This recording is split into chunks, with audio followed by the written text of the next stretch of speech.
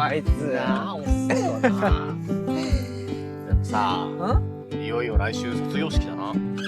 まあな、3年あっという間だったな。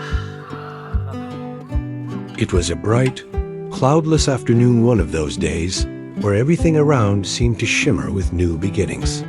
On the university campus, clusters of students posed for photos, wearing gowns too large and smiles too wide. Laughter echoed through the air. Parents proudly clutched bouquets. Friends embraced, eyes glistening with a mix of pride and disbelief. After years of study, they had finally made it.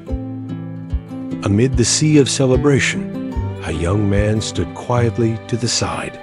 His gown was neatly pressed, his shoes polished, and in his hands, he held a single folder, his diploma. On the outside, he wore the same expression of joy as the others, but inside, something felt incomplete. He watched as classmates were swept up in the arms of proud mothers, clapped on the shoulders by fathers. Camera shutters clicked, tears flowed. He had prepared himself for this moment, but preparation doesn't always protect the heart. A quiet pause settled over him, not sadness in the dramatic sense, but the kind that sits softly in the background, like a song you know by heart, but wish you could forget. 3 years had passed since they left home, 3 years of early mornings, late-night study sessions, instant noodles, part-time jobs, and long walks alone back to a small rented room. He had grown used to solitude, even learned to carry it well. But today felt different. Graduation wasn't just a piece of paper. It was a symbol of perseverance, of silent strength, and for many, of family support. And that's what tugged at him most. おい、ユウ、聞いてんの？あ、ごめん。何ニヤニヤしてんだよ。いや、なんでもないよ。だよそれ。He never really spoke about his past. Most of his friends didn't know that he had lost his parents when he was still in school. The kind that shows up quietly during milestones. A wish whispered deep down. I hope they're proud of me, wherever they are. おい、ユウ、そうそう行くぞ。ああ、うん、行こう。よし。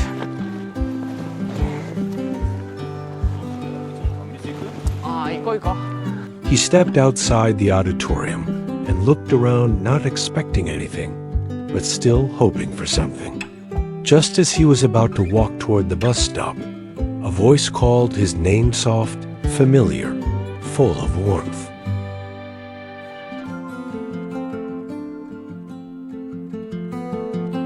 おい、聞いてんのかよ。It was Julie, not his birth mother, but in every way that mattered, she had been one. In that moment, the air changed. The ache in his chest softened, replaced by something lighter. He smiled, really smiled, and began walking toward her, the noise of the world fading as each step brought him closer to the only family that had ever truly stayed. Julie had always shown up like this, unannounced, never grand, but always at the right moment. She wasn't related to him by blood. She didn't have to be. From the moment she first opened her door to a scared, quiet boy who had just lost his family, she had never let it close again.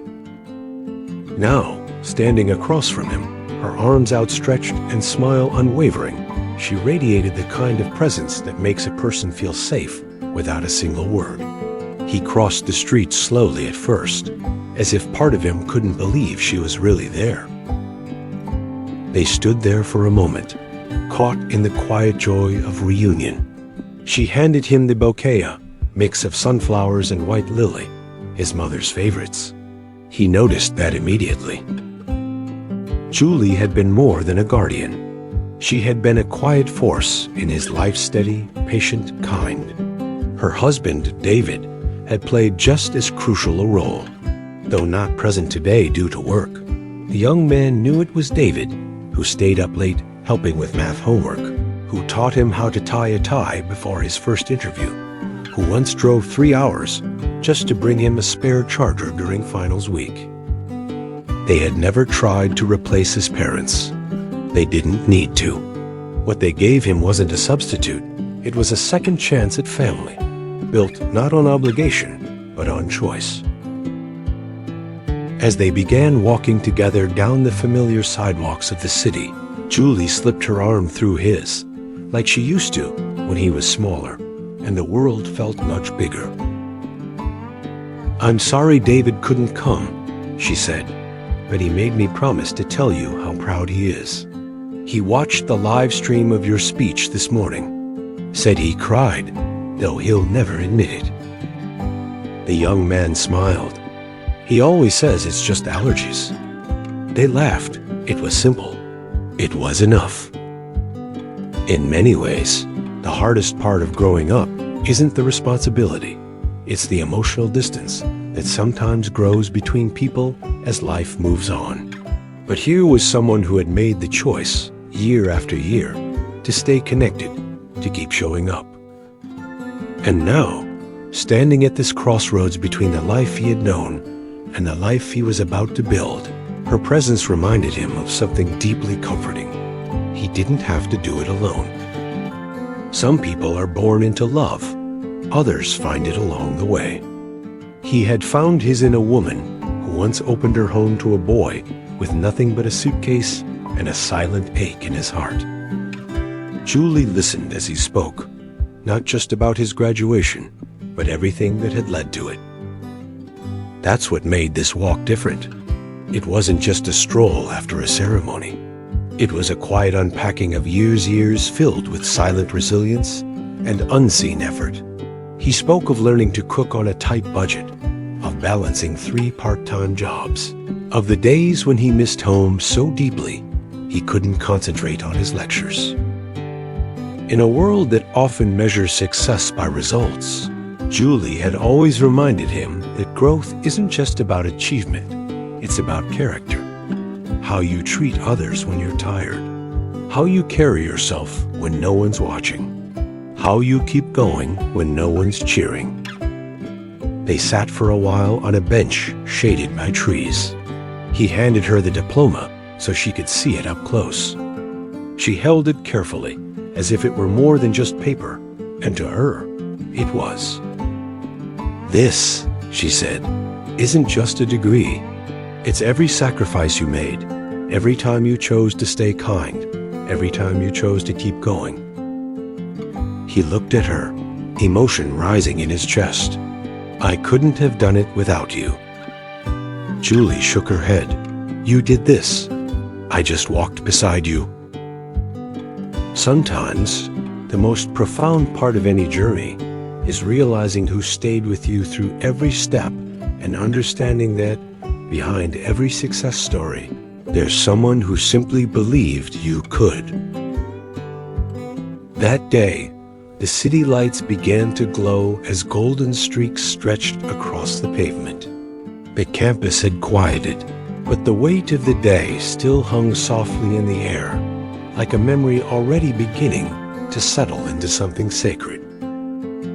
Back at the small cafe near the train station, Julie and the young man sat across from one another. The steam from their cups curled into the space between them, silent and comforting. He looked at her and realized something had changed, not about her, but about him. He wasn't the same boy who had arrived on campus 3 years ago, with uncertainty tucked behind his every word. He had grown bit by bit, semester by semester, not just in knowledge, but in self-understanding, in emotional depth, in gratitude. "I think," he said thoughtfully, "I finally understand what it means to be an adult." Julie tilted her head, smiling. "And what's that?" "It's not about having all the answers. It's about carrying yourself with responsibility, even when no one's watching. And knowing when to ask for help, not because you're weak, but because you value connection." There was a pause, a kind one, the kind that doesn't ask to be filled. "I still think about my parents sometimes," he said. "What they would say today, if they'd be proud of who I've become." Julie nodded. Of course they would. But more than that, I think they'd be grateful. For the way you've carried their memory. For the kindness you've never let go of. For the way you've honored them, not with grand gestures, but with your choices every day. The young man blinked slowly, letting her words settle. They didn't erase the ache, but they softened it. That was enough. Julie then reached into her bag and pulled out a small box wrapped in simple brown paper. He unwrapped it carefully. Inside was a photo frame handmade. Within it, a picture he hadn't seen in years. Him as a teenager, between Julie and David, all three of them laughing in a park on a windy spring afternoon. Attached to the frame was a small card, handwritten in Julie's graceful looping script. For every step ahead, remember where you began. We're proud of the man you've become. He looked at the frame for a long moment, then back at her. Thank you, he said softly. He looked out at the skyline, new roads, new uncertainties ahead, but this time he didn't feel alone. He wasn't saying goodbye to childhood. He was stepping into something fuller, a future built on quiet strength, hard-earned growth, and love that had chosen him, not once, but every day. He took a breath and smiled, because in the end, growing up isn't about leaving people behind. It's about carrying them forward, with grace, with love, and with the courage to keep walking, no matter what comes next.